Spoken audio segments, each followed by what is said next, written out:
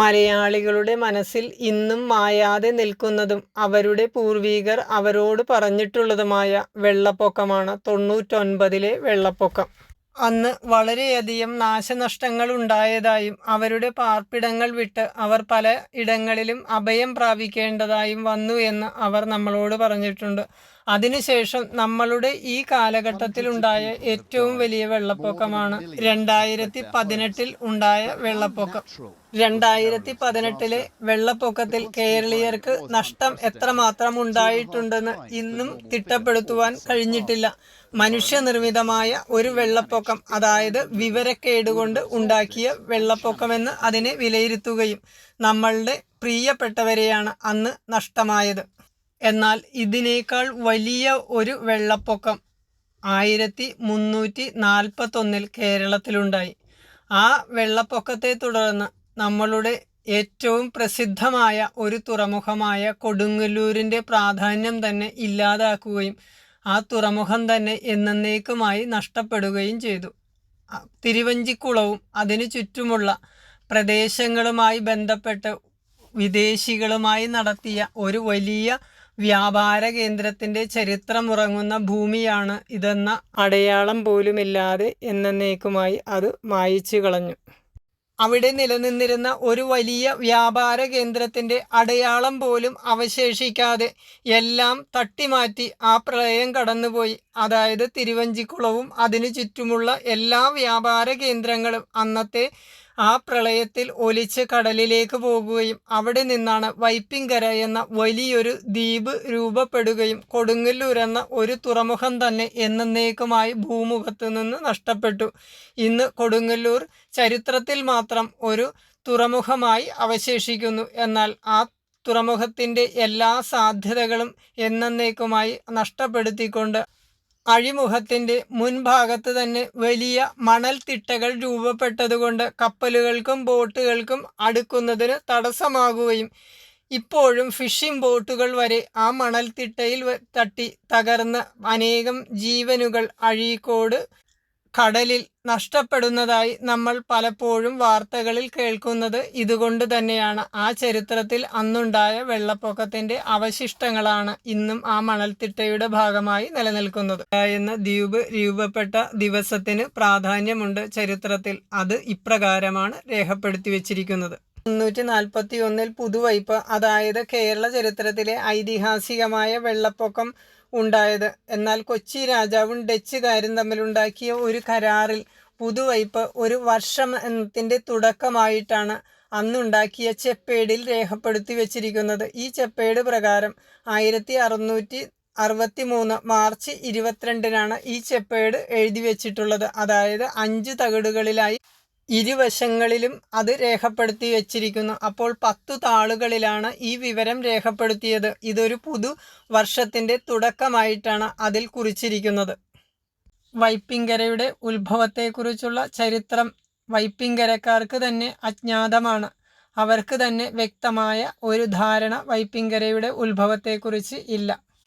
ചേര സാമ്രാജ്യത്തിൻ്റെ തലസ്ഥാനമായിരുന്ന തിരുവഞ്ചിക്കുളം ശിവക്ഷേത്രവും തളി ശിവക്ഷേത്രവും ശൃംഗപുരം ശിവക്ഷേത്രവും കൊടുങ്ങല്ലൂർ ദേവീക്ഷേത്രവും അടങ്ങുന്ന വളരെ പ്രൗഢഗംഭീരമായ ഒരു ക്ഷേത്ര നഗരിയായിരുന്നു ചേര സാമ്രാജ്യത്തിൻ്റെ തലസ്ഥാനമായി അന്ന് നിലനിന്നിരുന്നത്. ആ പ്രദേശങ്ങൾ നല്ല ഒരു വ്യാപാര കേന്ദ്രവും നല്ല അറിയപ്പെടുന്ന ഒരു നഗരവുമായിരുന്നു. ഈ വ്യാപാര കേന്ദ്രം വഴി ലോകത്തിലെ സകല രാജ്യങ്ങളുമായി കച്ചവട ബന്ധങ്ങൾ ഉണ്ടാവുകയും കുരുമുളക്, ഏലം, ഗ്രാമ്പു എന്നിവ കച്ചവടം നടത്തിയിരുന്ന വലിയ വ്യാപാരശാലകൾ അതിനു ചുറ്റുമുണ്ടായിരുന്നു. അതെല്ലാം ആ വെള്ളപ്പൊക്കത്തിൽ തകർന്നടിഞ്ഞു. വൈപ്പിങ്കര എന്ന ദ്വീപ് 27 കിലോമീറ്ററിലധികം നീളവും 4 കിലോമീറ്ററിലധികം വീതിയുമുള്ള ഒരു ദ്വീപാണ് അന്ന് ആ വെള്ളപ്പൊക്കത്തിൽ രൂപപ്പെട്ടത്. ഇതിനോടനുബന്ധിച്ച് അനേകം ചെറു ദ്വീപ് സമൂഹങ്ങളും രൂപപ്പെട്ടു. അവയിൽ ഏറ്റവും പ്രധാനപ്പെട്ടതും 1 കിലോമീറ്ററിലധികം വിസ്തീർണമുള്ളതുമായ ഇടക്കൊച്ചി, കുമ്പളം, ചേപ്പനം, വെണ്ടുരുത്തി, വല്ലാറുപാടം, മുളകുകാട്, കോതാട്, കടമക്കുടി, മൂലമ്പിള്ളി, ചേന്നൂര്, പുല്ലൂറ്റ് എന്നീ വലിയ ദ്വീപ് സമൂഹങ്ങളുമെല്ലാം ഇവയിൽപ്പെട്ടതാണ്. ഇവയിൽ ഏറ്റവും വിസ്തൃതിയുള്ള ദ്വീപാണ് വൈപ്പിൻകര ഏകദേശം 27 കിലോമീറ്ററിലധികം നീളത്തിൽ ഇത് വ്യാപിച്ചു കിടക്കുന്നു. ഇതിൻ്റെ തെക്ക് ഭാഗം തുറമുഖമാണ് അറിയപ്പെടുന്ന കൊച്ചി തുറമുഖം. അത് പിന്നീട് കൊടുങ്ങല്ലൂരിൻ്റെ തകർച്ചയ്ക്ക് ശേഷം അറിയപ്പെടുന്ന തുറമുഖമായി വളരുകയും ചെയ്തു. ഇപ്പോൾ ആധുനിക തുറമുഖമായ വല്ലാർപാടവുമായി ബന്ധപ്പെട്ട് തന്നെയാണ് കിടക്കുന്നത്. ഗോശ്രീ പാലവുമായി മുളവുകാടിനെയും വല്ലാർപാടത്തെയും ബന്ധിപ്പിച്ചുകൊണ്ട് ഒരു പാലവും വന്നപ്പോൾ ആ പ്രദേശമാകെ വികസിക്കുകയും അതിന് കൂടുതൽ പ്രാധാന്യം നൽകുകയും ചെയ്തു. വൈപ്പിൻകരയുടെ അധിക ഭാഗവും കൈവശം വെച്ചിരുന്നത് പാല്യത്ത് അച്ഛന്മാരാണ്. അവരുടെ കീഴിലായിരുന്നു വൈപ്പിൻകരയുടെ ഭൂരിഭാഗം പ്രദേശവും. വൈപ്പിൻകരയിലെ ഭൂമിയുടെ ചരിത്രം പരിശോധിക്കുമ്പോൾ അതിൻ്റെ പേര് ഇന്നും പാല്യം വക എന്നാണ് പല ഭൂമിയുടെയും പേര് കാണുന്നത്. കാരണം പാല്യത്തച്ഛന്മാരുമായി വൈപ്പിൻകരയ്ക്കുള്ള ബന്ധമാണ് ഇത് കാണിക്കുന്നത്. കൂടാതെ പാല്യത്തച്ഛന്മാർ വൈപ്പിൻകരയിൽ താമസിച്ചതായും പാല്യം ചരിത്രം പരിശോധിക്കുമ്പോൾ നമ്മൾക്ക് കാണാൻ കഴിയും. സാമൂതിരിയുമായി കൊച്ചി രാജാവ് നടത്തിയ യുദ്ധത്തിൽ പരാജയപ്പെടുകയും അതിനെ തുടർന്ന് അദ്ദേഹം ഇളന്നുങ്ങപ്പുഴ ക്ഷേത്രത്തിൽ അഭയം പ്രാപിക്കുകയും അവിടെ താമസിച്ചതായും പറയപ്പെടുന്നുണ്ട്. അതായത് കൊച്ചി രാജ്യവും അതേപോലെ തന്നെ പാല്യം കുടുംബവുമായി വളരെയധികം ബന്ധമുള്ളതാണ് വൈപ്പിൻകര. വൈപ്പിൻകരയിലെ ഭൂമിയുടെ അധിപന്മാരായിരുന്നു ഒരു കാലത്ത് പാല്യത്തച്ഛന്മാർ. അവരുടെ അധീനതയിലായിരുന്നു ആ ഭൂമിയുടെ ഭൂരിഭാഗം പ്രദേശങ്ങളും. വൈപ്പിൻകരയുടെ വടക്ക് പള്ളിപ്പുറത്ത് ഒരു കോട്ടയുണ്ട്.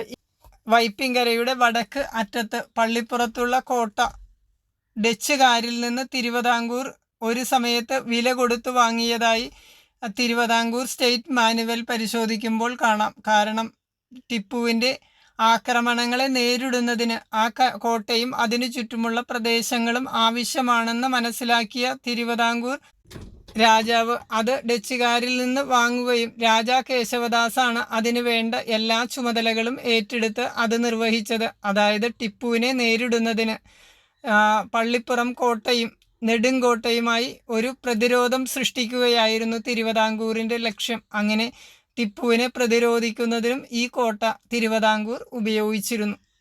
കൊടുങ്ങല്ലൂരിൻ്റെ പ്രാധാന്യം നഷ്ടപ്പെട്ടെങ്കിലും വൈപ്പിൻകര എന്ന വലിയൊരു ദ്വീപിനെ ലഭിക്കുകയും അതിൻ്റെ കൂടെ തന്നെ അനേകം ചെറുദ്വീപുകളുടെ ഒരു സമൂഹത്തെയും ലഭിച്ചു. വൈപ്പിൻകരയും അതിനു ചുറ്റുമുള്ള ഭൂപ്രദേശങ്ങളും വളരെ സുന്ദരമായ പ്രദേശങ്ങളാണ്. പ്രകൃതി രമണീയമായ ഈ പ്രദേശങ്ങൾ ഒരു കാലത്ത് ഏറ്റവും കൂടുതൽ വിദേശ സഞ്ചാരികളെ ആകർഷിക്കുന്ന ഒരു ഇടമായി വളരുവാൻ സാധ്യതയുള്ള സ്ഥലമാണ്. കാരണം അതിന് ചുറ്റും ഉള്ള കായലുകളും ഒരു സൈഡിൽ വിശാലമായ കടൽ തീരവും ഉള്ളതുകൊണ്ട് തന്നെ വിദേശ സഞ്ചാരികളെ അങ്ങോട്ട് ആകർഷിക്കുന്നതിനുള്ള സംവിധാനങ്ങൾ ഒരുക്കിയാൽ വൈപ്പിൻകര നല്ല ഒരു ടൂറിസ്റ്റ് കേന്ദ്രമായി വളരുവാൻ സാധ്യതയുള്ള പ്രദേശമാണ്. ഇനി വരും ഭാവിയിൽ ഏറ്റവും കൂടുതൽ വിദേശ സഞ്ചാരികൾ വരാൻ സാധ്യതയുള്ള ഒരു നാടായി കേരളത്തെ സുരേഷ് ഗോപിയും നരേന്ദ്രമോദിയും ചേർന്ന് വളർത്തുമ്പോൾ വൈപ്പിൻകരയ്ക്കും അതിൻ്റെ പ്രാധാന്യം ലഭിക്കുവാൻ സാധ്യതയുണ്ട്. നമ്മൾക്ക് പ്രതീക്ഷയോടെ കാത്തിരിക്കാം.